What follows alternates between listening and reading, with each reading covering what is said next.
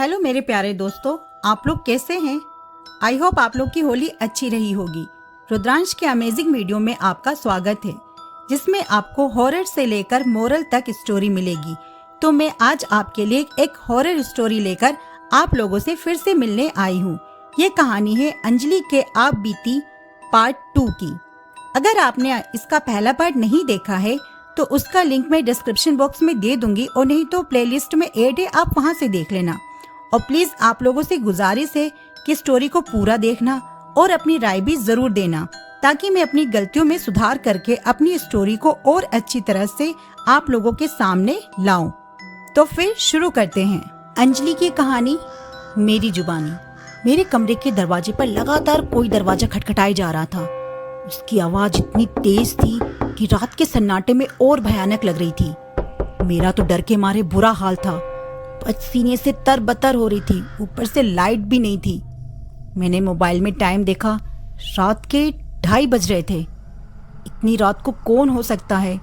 मैंने बहुत हिम्मत जुटाकर मोबाइल की टॉर्च ऑन की और दरवाजा खोला तो देखा सामने कोई लड़की, खुले बाल, बड़ी बड़ी आंखें, किसी भूतनी से कम नहीं लग रही थी। कौन हो तुम? इतनी रात में दरवाजा क्यों खटखटा रही हो? मैंने पूछा, फिर भी तुमने कोई जवाब नहीं दिया। ऐसा कोई जम के दरवाजा खटखटाता है क्या? मैंने उससे ये सब एक ही सांस में पूछ लिया। वो लड़की, अरे अरे अरे रुको जरा, सांस तो ले लो। डरो मत, मैं भी तुम्हारी तरह इंसान ही हूं, कोई भूत नहीं। पहले तो तुम इस टॉर्च को मेरे चेहरे से हटाओ, बहुत देर तक मेरे चेहरे पर ही लगा कर रखी है। ओह हाँ सॉरी। ऐसा कहकर जैसे ही मैंने मोबाइल के टॉर्च को हटाया, लाइट भी आ गई। तब जाकर मैंने थोड़ा राहत की सांस ली। फिर उस लड़की ने हंसते हुए कहा, अब मुझे अच्छे से देख लो। उसकी बात सुनकर मुझे भी अपनी बेवकूफ़ी पर हंसी आ गई। वो लड़की बोली, क्या मैं अब अंदर आ सकती हूँ? फिर मैंने कहा, अरे हाँ क्यों नहीं, सॉरी, अच्छा हुआ कि तुम आ गई। पता नहीं क्यों आज मुझे कुछ ज़्यादा ही डर लग रहा था, मैं बहुत बुरी तरह डर गई थी। उसने मुझसे हंसते हुए कहा, क्यों, भूत देख लिया क्या तुमने? अरे नहीं, शायद नींद में थी, बुरा सपना देख लिया था। वैसे मैंने तुम्हें कभी देखा नहीं, नीचे रहती हो क्या? कुछ चाहिए था क्या तुम्हें? उस लड़की ने कहा, हाँ यार, मेरा पानी खत्म हो गया था, वही मांगने आई थी तो लाइट चली गई और तुमने मुझे भूत समझ लिया। प्लीज़ पहले मुझे थोड़ा पानी पिला दो।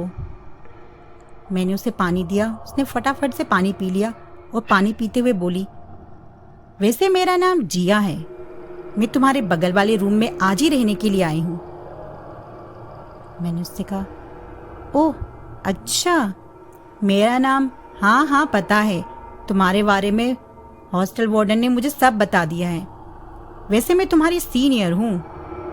ओह सॉरी, मुझे पता नहीं था कि आप मेरी सीनियर हैं। अरे कोई बात नहीं।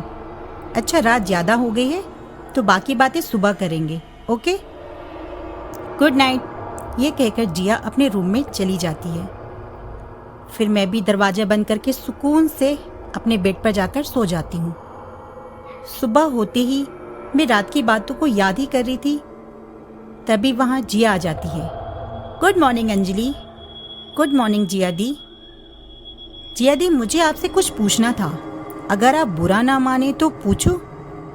जिया, अरे बिंदास होकर पूछो, क्या बात है?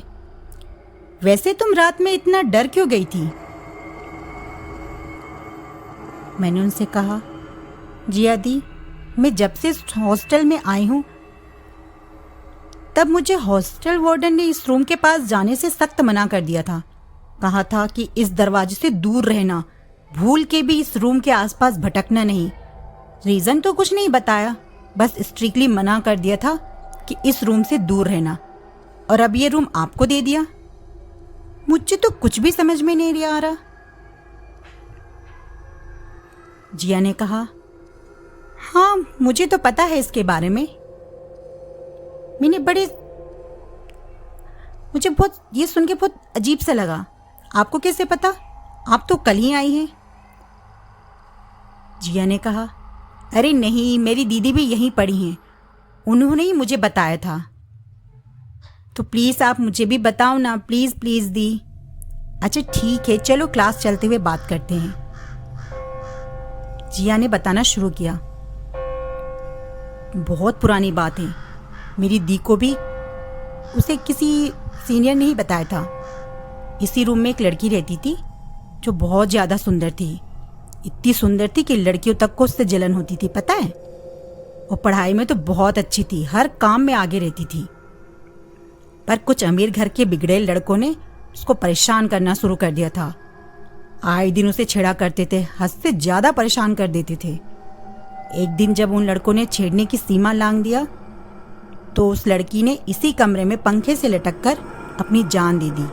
बेचारी ने खुदकुशी कर ली। उस हादसे के बाद से ये कमरा बंद है, क्योंकि सबको लगने लगा कि उसकी आत्मा अभी भी इस कमरे में भटकती है। खैर छोड़ो, हमें क्या इन सब बातों से, अपनी पढ़ाई पर ध्यान दो। उस दिन के बाद से मैं और जिया दोनों ही एक साथ रहने लगे। मैं और जिया की दोस्ती भी अब बहुत पक्की हो गई थी। मैं जहाँ भी जाती थी, कोई भी काम करती थी, जिया के साथ ही मिलकर करती थी। और जिया मेरी सीनियर थी तो पढ़ाई में भी मेरी बहुत ही ज़्यादा हेल्प हो जाती थी। मुझे जहाँ भी कोई प्रॉब्लम होती थी मैं जिया की हेल्प ले लेती थी। उनका साथ मुझे अच्छा लगने लगा था। इस कारण मुझे किसी और की ज़रूरत ही नहीं पड़ी, तो किसी और से दोस्ती ही नहीं हुई। ऐसा करते हुए कई महीने बीत गए। ऐसा नहीं है कि मुझे फिर से डर का एहसास नहीं हुआ, लेकिन डरावनी आवाज़ें तो रोज ही मुझे परेशान करती थी। पर मैंने भी अब उन्हें इग्नोर करके जीना सीख लिया था। सभी कुछ अच्छे से मज़े से चल रहा था। तभी होली आ गई, तो होली की छुट्टियां शुरू हो गई थी। सभी लड़कियां अपने घर चली गई थी। जिया दी भी अपने घर चली गई थी। मैं भी हॉस्टल के बाहर अपना सामान पैक करके अपनी मम्मी पापा का वेट करने लगी। तभी हॉस्टल वार्डन आई, मुझे देखकर रुक गई और बोलने लगी, अरे वाह बेटा, तुम तो बहुत बहादुर बच्ची हो, ऊपर अकेले रहती हो, तुम्हें ऊपर अच्छा लगता है ना? डर तो नहीं लगता बेटा? डरने की कोई बात तो नहीं है ना? मुझे उनकी बातें सुनकर बहुत अजीब सा लगा। मैंने उनसे कहा, नहीं तो आंटी, एक आधी हफ्ते की तो बात थी, फिर बाद में तो वहाँ जिया दी आ गई थी रहने के लिए। वार्डन आंटी ने कहा, क्या तुम्हारे रूम में? कब? मैंने उनसे कहा, आंटी आप कैसे पागलों की तरह बातें करती हो? आपको तो सब पता होगा ना, जो मेरे रूम के बगल वाला रूम है। हॉस्टल वार्डन ने कहा, दिमाग तो खराब नहीं हो गया है तुम्हारा? पागलों की तरह तो तुम बातें कर रही हो। मैंने तो उस कमरे की चाबी किसी को दी ही नहीं। वो कमरा तो कब से बंद है। तुम्हें पता भी है उस कमरे में क्या हुआ था? हाँ आंटी, मुझे पता है, जिया दी ने मुझे सब बता दिया था। क्या क्या नाम लिया तुमने? जिया? उसकी कोई फोटो है तुम्हारे पास? मैंने जैसे ही अपने फ़ोन से जिया दी की फ़ोटो दिखाई, आंटी के तो होश ही उड़ गए। ये तो वही लड़की जिया है जो 5 साल पहले उसी कमरे में फांसी लगाकर मरी थी। क्या तुम उस रूम में गई हो? मैंने उनसे कहा, नहीं आंटी, जिया दी मेरे साथ ही रूम में ज़्यादातर रहती थी। अरे बेटा, मैंने तुम्हें मना किया था ना, मैंने समझाया था ना कि तुम्हें उस रूम में नहीं जाना है। अब जल्दी से यहाँ से अपने घर चले जाओ, रात होने वाली है। और हाँ, वापस मत आना और डरना मत, बाहर गार्ड्स खड़े हैं। ऐसे कहकर आंटी जल्दी से वहाँ से निकल गई। ये सुन के डर के मारे मेरा बुरा हाल था। मैं बहुत बुरी तरह कांपने लगी, पसीना पसीना हो गई। तभी मेरी माँ का फ़ोन आया, बेटा यहाँ तूफान आ गया है, रास्ता बंद है, जैसे ही खुलेगा हम आ जाएंगे तुम्हें लेने के लिए। मैं उनसे कुछ बोल पाती इससे पहले ही फ़ोन शायद नेटवर्क की वजह से कट गया। ये सुनकर मेरा गला सूखने लगा, सांस अटकने लगी। क्या करूं, कुछ समझ में नहीं आ रहा था। बाहर कहीं जा भी नहीं सकती थी। हिम्मत करके मैं वापस अपने रूम में गई और दरवाज़ा बंद करके एक कोने में छुपकर खुद को जकड़कर बैठ गई। सुबह मेरी मम्मी पापा बाहर से आवाज़ लगा रहे थे, पर मैंने कोई जवाब नहीं दिया। थक कर उन्होंने गार्ड्स को बुलाया। गार्ड्स ने दरवाज़ा तोड़ दिया। जैसे ही मेरी माँ अंदर आई तो उनके तो होश ही उड़ गए। मैं एक बेजान लाश की तरह अपने आप को जकड़े हुए थी। शरीर पूरा ठंडा पड़ चुका था, आंखें बंद हो गई थी, बस हल्की हल्की सांसें चल रही थी।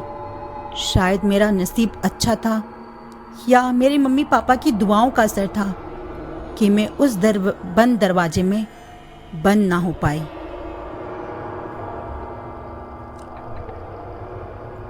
अब क्या होगा अंजलि के साथ?